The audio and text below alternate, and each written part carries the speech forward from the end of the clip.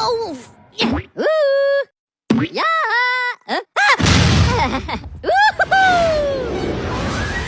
Assalamualaikum warahmatullahi wabarakatuh. Kami di sini akan mempresentasikan organ pencernaan manusia. Pencernaan, makanan dimasukkan ke dalam mulut dan makanan akan dikunyah oleh gigi dan makanan akan dicampur dengan air liur untuk memulai proses pencernaan. Pengertian mulut. Mulut merupakan organ penting dalam sistem pencernaan, di mana makanan akan dikunyah dan dicampur oleh air liur untuk memulai proses pencernaan. Fungsi mulut adalah sebagai pintu masuk makanan dan udara ke tubuh, dan fungsi utama pencernaan di mulut adalah untuk menghancurkan makanan sehingga ukurannya cukup kecil untuk ditelan. Bagian utama dalam tubuh ada 3, yaitu 1. Gigi. Gigi taring untuk mencabik atau mengoyak makanan. 1. Gigi. 2. Gigi seri untuk memotong dan menggigit makanan. 3. Gigi geraham untuk mengunyah dan menghaluskan makanan. 2. Lidah. Lidah berfungsi untuk mendorong makanan. Lidah memiliki struktur yang khas, yaitu papilar. Melalui papilar-papilar ini, kita memperoleh mengenai rasa asin, manis, pahit, dan asam, dan suhu panas atau dingin pada makanan yang dimakan. 3. Kelenjar ludah. Kelenjar ludah dalam rongga mulut ada 3 pasang, yaitu kelenjar parotis di bawah telinga, kelenjar submandibularis di rahang bawah, dan kelenjar sublingualis di bawah lidah. Kelenjar ludah menghasilkan air ludah atau saliva yang mengandung enzim pitalin yang berfungsi untuk mengubah makanan menjadi gula sederhana. Ludah mengandung air, lendir, garam, dan enzim pitalin. Proses terjadinya pencernaan yang terjadi di dalam mulut.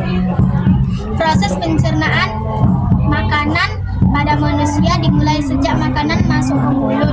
Di dalam mulut, pencernaan akan mengalami proses pencernaan mekanik dan kimiawi. Proses pencernaan mekanik dibantu oleh gigi dan lidah, sedangkan proses pencernaan kimiawi dibantu oleh enzim pitalin yang terdapat di dalamnya air ludah atau saliva. Setelah makanan masuk ke dalam mulut, makanan akan lanjut ke kerongkongan.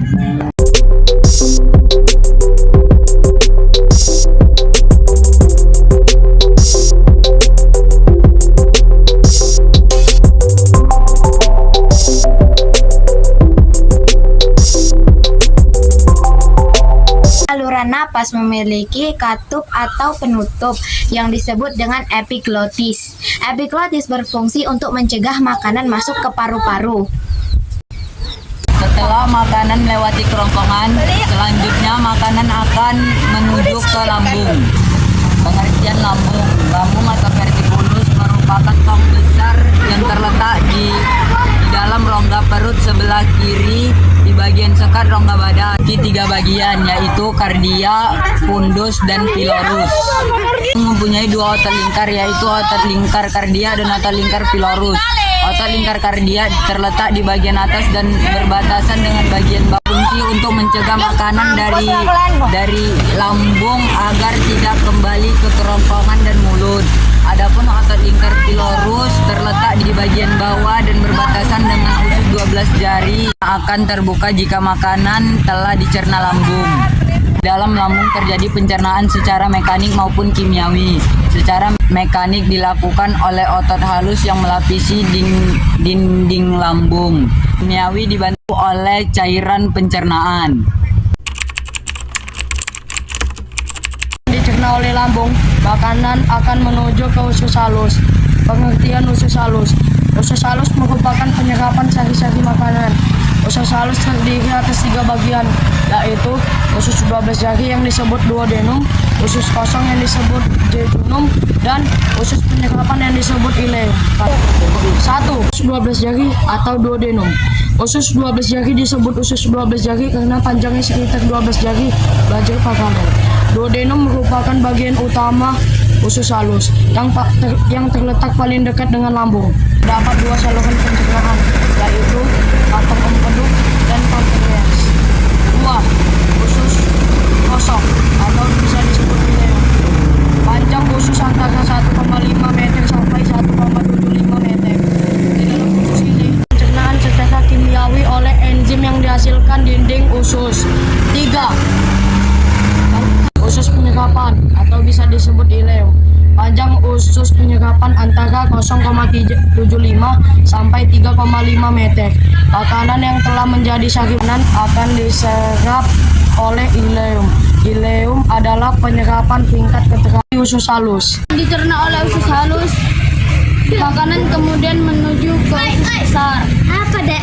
Pengertian usus besar. Usus besar adalah mencerna makanan yang tidak dapat dicerna oleh usus halus, seperti serat dan biji-bijian.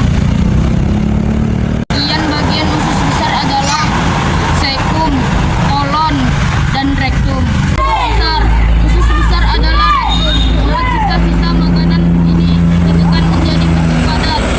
Sisa-sisa makanan ini kemudian dikeluarkan melalui tubuh. Proses oleh usus besar, makanan akan masuk ke tahap terakhir yaitu anus. Utama anus dalam sistem pencernaan adalah sebagai pintu keluar terakhir bagi sisa makanan yang tidak dapat dicerna oleh tubuh atau diserap, maka dinamakan fases atau tinja.